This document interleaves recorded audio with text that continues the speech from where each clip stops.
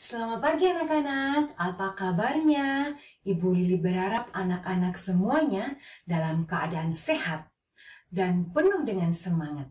Hari ini bertemu kembali dengan Bu Lili dalam pembelajaran tematik tema 1, subtema ketiga, pembelajaran 4 dan 5. Ibu Lili berharap anak-anak dapat mengikuti pembelajaran hari ini dengan baik. Baik, kita berdoa terlebih dahulu ya, supaya Tuhan memberkati pembelajaran kita hari ini. Anak-anak semuanya ambil sikap berdoa yang baik. Mari kita berdoa bersama. Dalam nama Bapa dan Putra dan Roh Kudus. Amin. Selamat pagi Tuhan. Kami mengucapkan kembali terima kasih kepadamu karena Tuhan sudah melindungi kami ketika kami tidur. Tuhan, lindungilah dan berkatilah kami agar kami hari ini dapat belajar bersama dengan baik dan berkati kami agar kami mengerti, memahami penjelasan dari Ibu Guru hari ini. Terima kasih Tuhan. Amin. Santo Carolus Borromeus, doakanlah kami. Bunda Elizabeth, doakanlah kami. Maria Bintang Samudra, doakanlah kami. Amin. Dalam nama Bapa dan Putra dan Roh Kudus. Amin. Baik anak-anak, pembelajaran kita hari ini apa ya? Yuk kita lihat bersama. Tujuan pembelajaran kita hari ini adalah siswa dapat mengenal pengamalan sila Pancasila ketiga, keempat, dan kelima di lingkungan masyarakat. Yang kedua, siswa mengenal kalimat penolakan yang santun dan yang baik. 3. Siswa dapat membuat kalimat penolakan. 4. Siswa mengenal gerakan melompat dan meloncat. 5. Mengenal operasi campuran, penjumlahan, dan pengurangan. Baik anak-anak, tadi Bu Lili sudah mengatakan kita masih mengenal sila ketiga, keempat, dan kelima Pancasila. Coba perhatikan gambar ini. Ini gambar apa ya? Apa yang sedang mereka lakukan? Mereka sedang bersih-bersih, gotong royong membersihkan lingkungan. Gotong royong disebut juga dengan bekerja sama. Bekerja sama tanpa membedakan suku dapat menunjukkan kerukunan dan persatuan. Menjaga persatuan dan kesatuan di masyarakat sesuai dengan pengamalan sila ketiga Pancasila. Jadi anak-anak, ketika kita bekerja sama tanpa membedakan suku, tanpa membedakan agama, tetapi bekerja sama-sama bersama dengan semuanya, kita sudah mengamalkan sila ketiga Pancasila. Masih ingat nggak dengan bunyi sila ketiga Pancasila? Apa bunyinya? Bunyinya adalah Persatuan Indonesia. Persatuan Indonesia yang mengajak kita untuk menjaga persatuan di negara dan masyarakat. Penerapan sila ketiga Pancasila di masyarakat. Oh ya anak-anak, sila ketiga gambarnya apa ya? Masih ingat nggak? Ya, pohon beringin. Lalu penerapannya ada apa saja ya? 1. Kita harus bangga menggunakan barang-barang dari dalam negeri, hasil produksi dari negara kita sendiri. Kemudian yang kedua, mempelajari tarian daerah. Tarian daerah dari Indonesia itu banyak sekali loh, dari Sabang sampai Merauke. Kemudian yang ketiga, berteman dengan teman dari berbagai suku. Tidak hanya berbagai suku, tetapi juga berbagai agama. Kemudian, yang keempat, bekerja sama tanpa membedakan suku, tidak pilih-pilih. Siapapun dia yang ada di sekitar kita, kita tetap mau bekerja sama dengan mereka. Kemudian, yang kelima, bekerja sama menjaga keamanan di lingkungan sekitar kita. Tidak membuat keributan, tidak menyetel musik dengan keras-keras suaranya. Karena dengan suara yang keras dapat mengganggu ketentraman yang ada di sekitar kita. Nah, setelah sila ketiga, kita mau mengenal sila keempat. Coba lihat apa ini? Mereka sedang bermusyawarah di pos kamling. Bermusyawarah untuk mencapai kesepakatan sesuai dengan pengamalan sila kelima Pancasila. Di dalam musyawarah, pasti kita diajak untuk menghormati pendapat orang lain. Pengamalan dan penerapan sila keempat Pancasila di masyarakat adalah, ada apa saja ya? Masih ingat nggak bunyi lambang dari sila keempat? Lambangnya adalah kepala banteng. Lalu bagaimana dengan bunyinya? Anak-anak masih ingat? Bunyinya seperti ini, kerakyatan yang dipimpin oleh hikmat kebijaksanaan dalam permusyawaratan dan perwakilan. Bagaimana penerapan sila keempatnya? Yuk kita lihat bersama-sama. 1. Menghormati pendapat ketika bermusyawarah. 2. Menerima keputusan musyawarah dengan lapang dada. Apa itu lapang dada, Ibu? Menerimanya dengan tidak marah, tidak emosi. Walaupun keputusan itu berbeda dengan keputusan kita. Tetapi lebih banyak orang yang memutuskan pendapat teman kita. Kita tidak boleh marah ataupun emosi. Kita harus menerima keputusan musyawarah dengan lapang dada. Kemudian yang ketiga, menghormati pendapat orang lain. Apapun pendapat teman, kita hormati. Kita tidak boleh menolaknya atau mengejeknya atau menertawakannya. Tetapi kita menghormati pendapat orang lain. Kemudian kita mau mengenal pengamalan sila Pancasila yang ke-5. Coba lihat. Tadi kita sudah melihat gambar ini. Kalau yang tadi gambarnya melakukan kerja bakti tanpa membedakan suku. Lalu yang ini kita semua secara adil, merata, melakukan kegiatan menjaga kebersihan lingkungan. Menunjukkan sikap adil terhadap sesama manusia merupakan penerapan sila kelima Pancasila dengan cara gotong royong membersihkan lingkungan. Seperti gambar ini, semuanya ikut gotong royong membersihkan lingkungan. Anak-anak masih ingat nggak gambar lambang dari sila kelima Pancasila? Apa gambarnya? Gambarnya adalah padi dan kapas yang berbunyi keadilan sosial bagi seluruh rakyat Indonesia. Semuanya merasakan dan menerima keadilan. Lalu penerapan sila kelima Pancasila di masyarakat ada apa saja? 1. Gotong royong membersihkan lingkungan seperti gambar tadi. Semuanya ikut gotong royong membersihkan lingkungan. Menjunjung tinggi semangat kekeluargaan dan gotong royong dalam kehidupan. Semangat kekeluargaan ini harus kita junjung tinggi supaya kerukunan juga dapat tercipta. Yang ketiga, menghormati hak-hak orang lain. Kemudian yang keempat, menghargai hasil karya orang lain. Apapun hasil karya orang lain, kita hormati. Tidak boleh kita ejek, kita mengatakan itu jelek, itu tidak bagus, atau kita tertawakan karena kita tertawakan.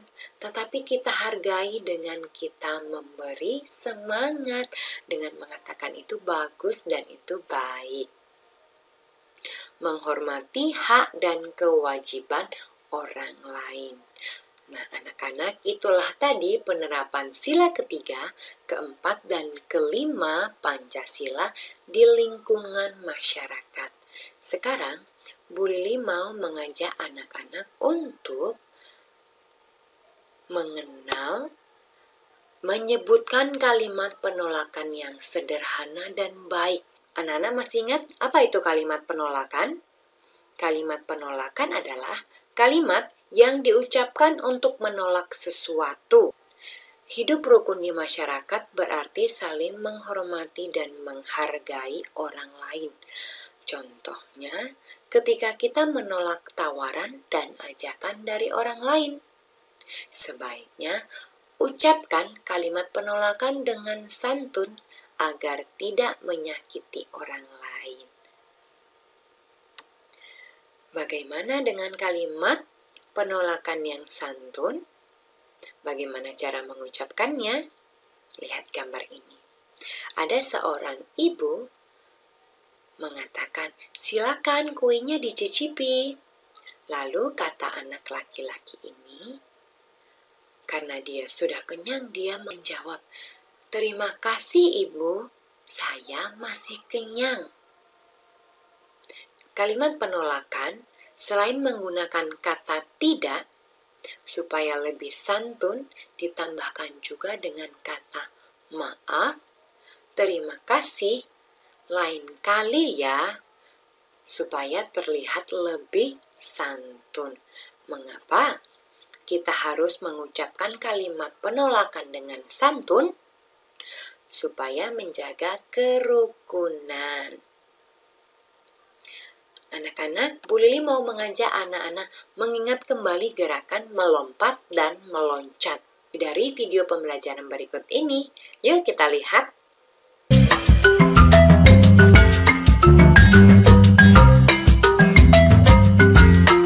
Assalamualaikum warahmatullahi wabarakatuh. Kembali lagi di BJOK Channel. Nah, seperti ini meloncat. Amati kaki untuk bertumpu sebelum meloncat. Nah, ini dia. Meloncat tumpuannya menggunakan dua kaki. Nah, variasinya bisa kita kembangkan sendiri ya. Bisa seperti ini, juga bisa seperti ini. Nah, kalau ini melompat ya, amati kakinya untuk bertumpu. Tumpuan kaki untuk melompat menggunakan satu kaki. Nah, seperti ini. Bisa divariasikan sendiri seperti ini. Nah, atau seperti ini. Yang penting kaki tumpunya hanya satu ya. Oke. Sekarang sudah tahu kan perbedaannya? Jika melompat itu tolakannya menggunakan satu kaki, sementara meloncat tolakannya menggunakan dua kaki. Terima kasih sudah menonton video ini sampai selesai. Jangan lupa subscribe ya, agar video ini semakin berkembang. Anak-anak, dari video tadi dijelaskan tentang meloncat dan melompat. Melompat ialah menggunakan dua kaki untuk bertumpu sebelum meloncat. Melompat ialah menggunakan satu kaki sebagai tumpuan sebelum melompat. Tadi di video sudah ditunjukkan kan, meloncat itu seperti apa dan melompat itu seperti apa. Ini adalah gambar teman kita yang sedang melakukan gerakan meloncat. Ini juga kegiatan meloncat. Dia meloncat melewati rintangan. Rintangan itu bermacam-macam. Bisa seperti bentuk lingkaran, ataupun seperti pada gambar tadi, pada video tadi, melompat melewati rintangan dari bentuk kotak. Nah, anak-anak di rumah kan lantai kita berbentuk persegi. Mungkin anak-anak bisa tempel gambar di lantai itu, lalu berjarak satu kotak, lempar lagi gambar, terserah anak-anak gambar apa. Gambar itu sebagai tumpuan untuk meloncatnya. Lalu lantai yang tidak ada gambarnya adalah rintangan yang harus dilewati. Anak-anak nanti coba dan praktekkan ya di rumah. Tapi harus berhati-hati melompatnya ke arah depan, jangan ke belakang seperti video tadi. Tadi yang dilakukan oleh orang dewasa, dia bisa melakukan melompat meloncat ke arah belakang. Tetapi anak-anak jangan dulu ya, lakukanlah yang ke depan. Oke? Supaya tidak terjadi cedera. Baik anak-anak, Bu Lili juga mau mengajak anak-anak untuk mengingat kembali pembelajaran penjumlahan dan pengulangan dalam hitungan campuran. Yuk kita lihat. Bu Lili punya angka 175 akan ditambah dengan 100, kemudian dikurangkan dengan 250 sama dengan, maka yang akan kita kerjakan terlebih dahulu adalah penjumlahannya. Yang paling depan yaitu 175 ditambah 100. Mari kita hitung. 5 ditambah 0 hasilnya 5. 7 ditambah 0 tetap 7. 1 ditambah 1 2. Hasilnya adalah 275. 275 ini akan kita kurangkan dengan 250. Kita tulis di sini ya. 275 dikurangkan dengan 250. Maka hasilnya 5 dikurangi 0 tetap 5. 7 dikurang 5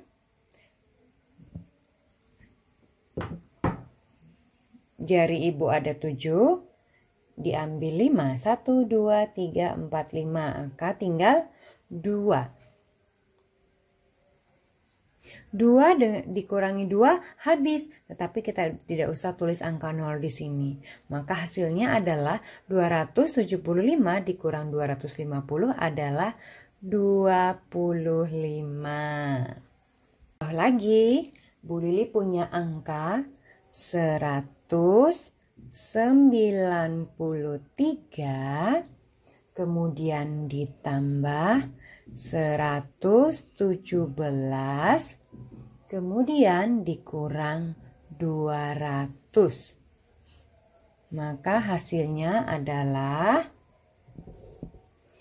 kita akan hitung yang di depan terlebih dahulu, yaitu 193 ditambah 117.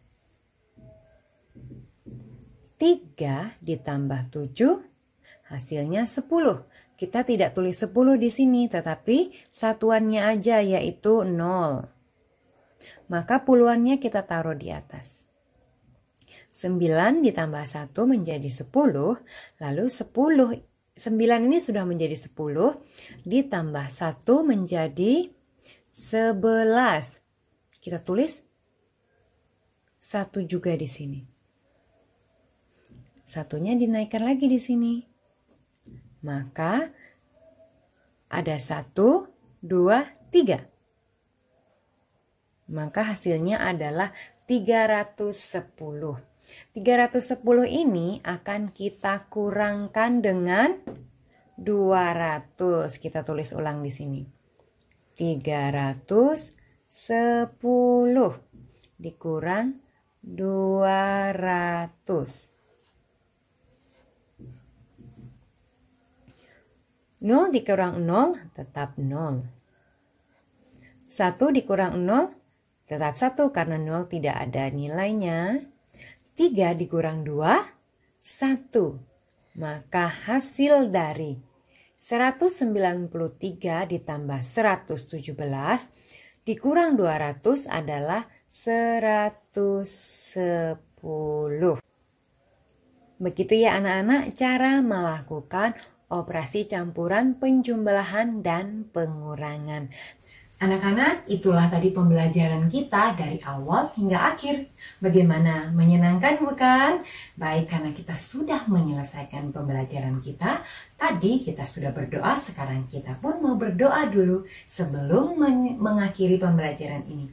Anak-anak, ambil sikap doa yang baik. Mari kita bersatu dalam doa. Dalam nama Bapa dan Putra dan Roh Kudus. Amin. Tuhan, terima kasih karena Tuhan sudah menyertai kami, sudah memberkati kami, sehingga kami dapat mengikuti pembelajaran hari ini. Tuhan, semoga apa yang dijelaskan Ibu Guru mampu kami mengerti, sehingga ketika kami mengerjakan tugas-tugasnya, kami bisa mengerjakannya dengan sungguh-sungguh. Terima kasih Tuhan. Amin. Santo Carolus Borromeus, doakanlah kami. Bunda Elizabeth, doakanlah kami. Maria Bintang Samudra, doakanlah kami. Amin. Dalam nama Bapa dan Putra dan Roh Kudus. Amin. Sampai bertemu lagi.